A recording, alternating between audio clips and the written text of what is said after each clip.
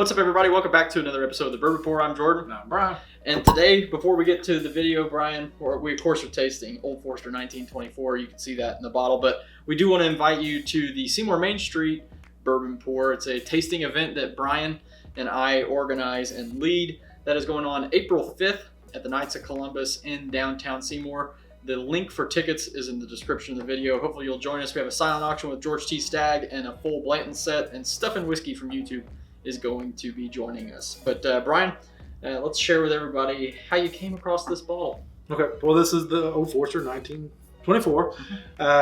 I did not get last year's batch, so I don't know if I ever had an opportunity. Originally I was not happy with the price, but it never presented itself. So I had said I think I will buy it if I see it, and this it did present itself. So one of my friends from the show, Brett, reached out to us and said, "Hey, you can go on Total Wine & More and order these, and they'll hold them for you." So I went on there and it did $115. So and got them to hold. I went and picked it up on a Saturday. And then actually walked around and they had them on the shelf. They had 6 of them and it said limit 1. But they don't now. Yeah, I bet they're gone now. But yeah, I thought that was really cool. This is the second version of it, or second batch of it. So this is from basically reading on it, but it says that this is the only distillate that they had that predates Prohibition, okay, and that they have used after Prohibition. Okay. So that's why they came out with it. Okay. It's 100 proof. It is 10 years old. It's not bottled and bond, is it? It's not bottled and bond. Okay.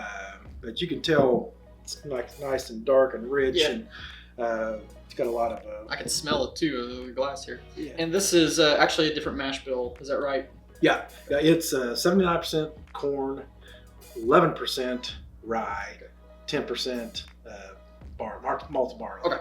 Which is, like I said, is different than their normal mash bill. Shares the same mash bill as early times in King and Kentucky. So I guess it's the middle brother. Which is right down my alley. Yeah, that's right. Yeah, and Brian's a really big fan of Old Forester, so glad that he was able to pick it up. Cheers to you, Brett. Thanks for sending us the message, because I know, Brian, this was on your list of ones to buy. Mm-hmm. Oddly enough, it was not on my list of things to buy, ones that I wasn't going to now, but I'm always up for tasting it, and I'm sure it is delightful because it smells really good.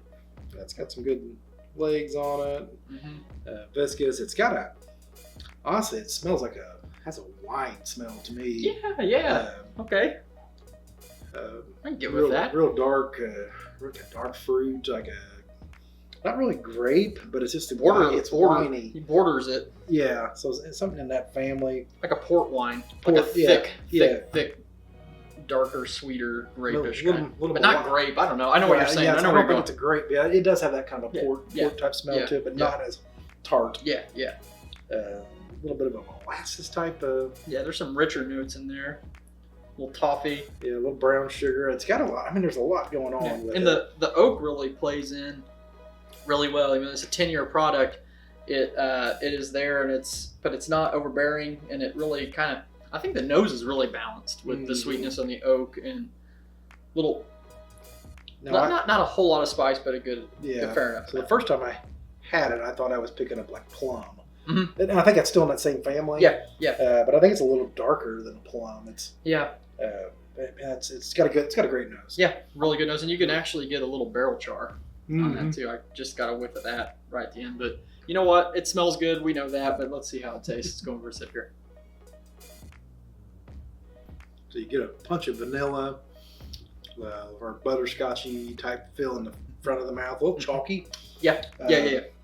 And then it kind of just keeps on coating in a real like velvety type way. And the oak really carries through. The oak is, I wouldn't say dominant, but very much present. Mm-hmm. But it goes from like a really rich, how to even say it. When you from the nose to the start of the palate, it feels like it's going to be really dark and strong the whole time, but then it lightens up. It actually has a nice, refreshing taste to it, or that lingers. It doesn't on the first sip. It's not following all the way down my throat or anything. It's kind of just staying in the front of my mouth right now. Yeah. So I'd be interested to see what it does on the second, but I'm still getting that the wine type. A little characteristic to it. I feel like the oak lends to a dark, bitter chocolate kind of note. Mm-hmm. One thing I've picked up, it doesn't appear to be overly viscous to me. It's a little bit thinner than I was expecting. Not that it's like terribly thin or whatever, but the mouthfeel on it isn't as like rich as what I was thinking, just from the nose and the age. That might be proof related too. Like you said, 100 proof, right? Now the second sip, I'm getting a little bit more rye spice, and a little bit more earthier tones, maybe like a leatherish type feel. Maybe that's in that tobacco. Maybe it's or in that. It's not really oaky yet, so I think it's more leathery. Okay. But not overbearing. Yeah. It still finishes refreshing,